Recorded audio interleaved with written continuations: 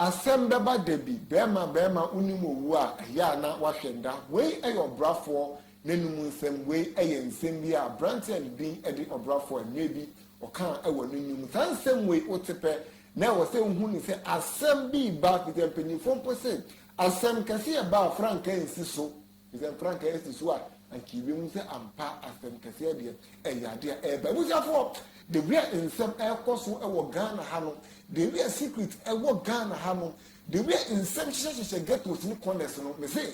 wuti bia omu ebetimi adwuru aye Peace FM ayo mo president ba kwa ni din adi akwasi aboaje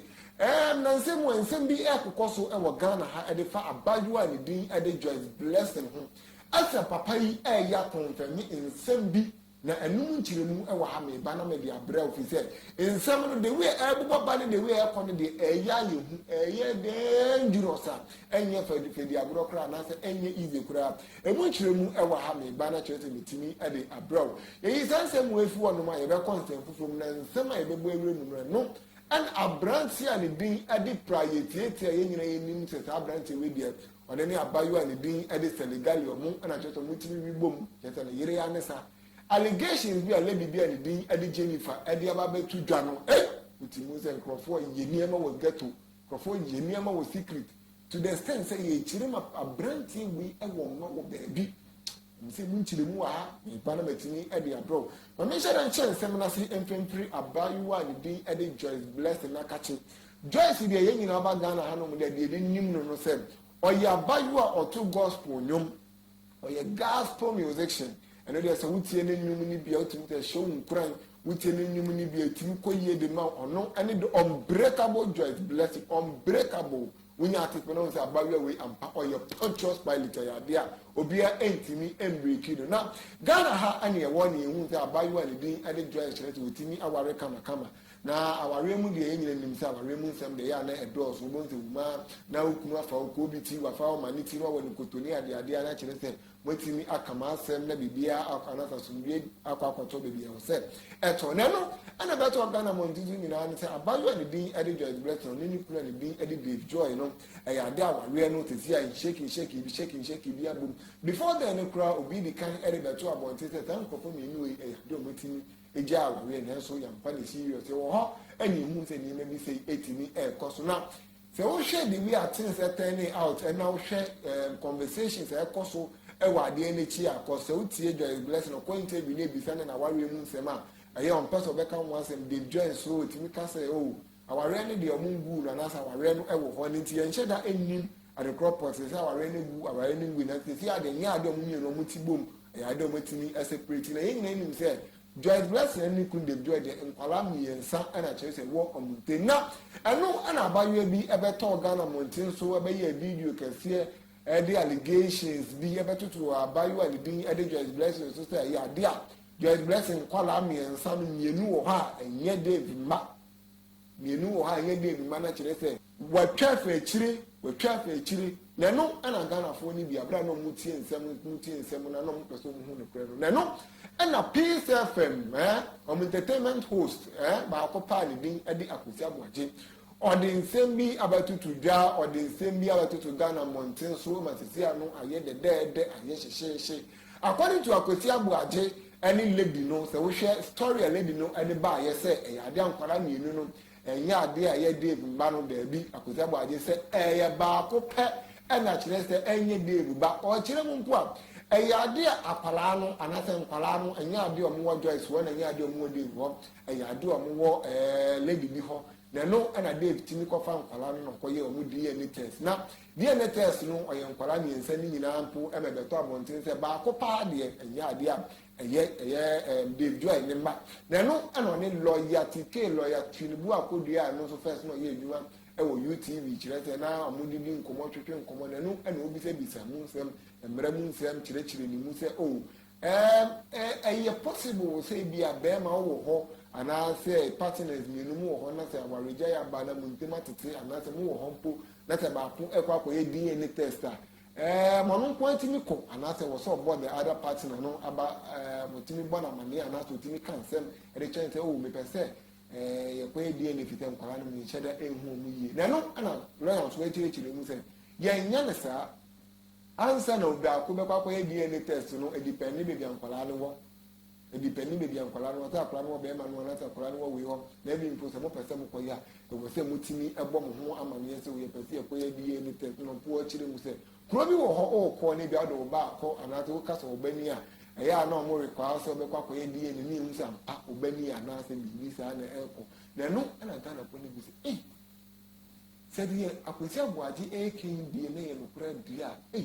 na kire se nsem wo Ghana na kire se secret relationship baby na kire se nkrofo ye niema wo suma se papa nje busafo menu nkase die the way abaju and doing and just blessing the two aye hyehyehye akwesi aboaje ede nsem ye ba betu dwa o confirm me wo radio so kire mu ye we just Ghana for ni bi se gospel nyomtofo mu tu Ghana for and now chat to master AEC but me no mienu dem be sim ne Joyce utie nsem a Joyce aba can ase ono o kire se nkrofo mo keka ne wonsem no mo nka ne yie and as utie David so ono so ma bontin me ka se nsem ani na mu mframe mu no ade eye ne kra ni tebusafo we allegations we rumor and na mo bontin so fi se first rumor e ba ye no na kire se ye say two second rumor we die akuzabo age say one nuni nsem a kire te ekoso a ebusiafo bibia nsem no ebobo ba no de ade ano den anase de wi a niema ekoso yi papa na no ana titi a nsem no ebobo ba anase nsem no ebobo ko no de ade ano den yi pa so wo hwe ye kire mu akwan kura de efa so ekoye den ni ade na kire se ehu yi papa kise ye kire ma enkwala no ade no mo le bibi nchen nenu na lady no etinye koye ewe ofa ha koye ewe agrada so de nenu nsem amba kire nsem no de eyade a ekole nim eyade nsem no ebubu ba no eyade ano yi papa independent de be kosu bia no allegations that say ebeba ene de nsem atwelebu akodua no be educate public no ene de ya kwesi aboaje mo kekani nyina no kura bi emu bia no pena ebebo ye ho ade na kwesi tini ade aba abesom we are nsem no so ebubo ba eko ewo ye prayetia so aka kine de eyade ano aye din ye papa eyade mu eyaye din ade amano na eno na Ghana fo ni BT story ni sa na mo say sana nsem ehye connect nsem ewo word we allegation bi a lady bi a ye chirima ni din e de Jennifer no ankasa e de ba bontin e be keka nsem no fi say so uti allegations wa ba be ye na uti nsem wa ba be kan dia Ghana fo ni say we dey Duabo Street Duabo Street na abayo ani din e de Jennifer no say so wa ba be dome anaso o kan ya e de afa eye priority ya ho ye nyina ye nim say Ghana ha no mo de say oba na per celebrities bi a omaware feye na niema sheda ekoyi edemo omo na abubo the lives of medical any fella makafu idia eyade obebo abayo ani din edi seligali any advance and din edi priority because wo hwe omo brabo mu wo hwe nsema eko editi omo wo hwe de we Ghana fo ni bi e wo expect na Sudan de nyina through the hardships everything no eyade asankofo menu omo jiro omo na so pampe say tell me box ade bi omo bom kunko ni nyina ne say eyade omo do omo hu yi papa eno nti say mre bi kura betwe mu no abra say le be post picture abayo bi etimi ko comment wa say onye no panya awo no ye boni no abra say le dome no ne ade kika nsema kese no eyade abayo anu odwane ade tu ani kunu ni say pretete me pa ochowa ma ochopa no eye den ento yere say de be obetimi ade achami enu nti say na mo enu so nyina no Ghana fo ni bi esusu omo ogidie say eyade ankofo mi enu we de omaware ne efe ye ka celebrity couples efe de ankofo mi enu we eyade omudi mu entinti ma na so lady bi ade nsem biara betutu dwa ade afa ye priority amu akire say no na Ghana fo ni bi ka nsem ewo word o kirima sa asema ana Ghana fo ni bi kirima asema ye lady no ka no aye no kra dia na nsem ewo word pa na say nsem ehye corners ye nyina ye nim sem Seligali ene abrante ni din ade priority omo ware ye ne de enye ade awo etimi aba enim se o ta ware fo bu omo ware a omo plan say okay ya ware no e be wo 5 years time ni start say e wo 2 years ni awo 1 year ni awo enim se sa plans ni bi ɛna ɛwɔ ɛyɛ prayetia ɛne sɛ lentɛm di a yɛmmienu nyinaa yɛnhyɛ da yɛnim ɛne nti deɛ anim ne sɛ saa nkurɔfoɔ mmienu wei ɔmo ni ba mpo ma adumire bi no na kyerɛ sɛ nanama ɛhyɛ bɔ ɔprofessor ne ade sɛ ade asɛli ɛbɛtumi awo ntaafoɔ nanso saa na yɛ akyire mu abusuafoɔ hwɛ screens no so wobɛhu sɛ nneɛma bi wobɛhu sɛ ɛyɛ comment bi ɛtumi aba abɛtɔ screen no so na deɛ ɛda screen no so ne tintini ne tete mu nyinaa ne sɛ ɛyɛ ade a sɛde ni prayetia ɔmo kɔ post picture na picture no na nkurɔfoɔ comment wɔ ho ɔmo kasa na wei ɛyɛ best couple celebrity couple a kyerɛ sɛ ɔmo nneɛma ɛhyɛ da ɛkɔ yi na ɛno ɛna abayewa bi a ne din ɛde Jennifer ama huno ɔde abɛbɛtu da sɛ hwɛ ɛyɛ ade a prayetia no ɔne ne sister awo na ɔmo ho baako ɔma wo baako mmiɛnsa ɛna kyerɛ sɛ ɔne ne wo wieɛ no ɛna ɔsɛ kyɛ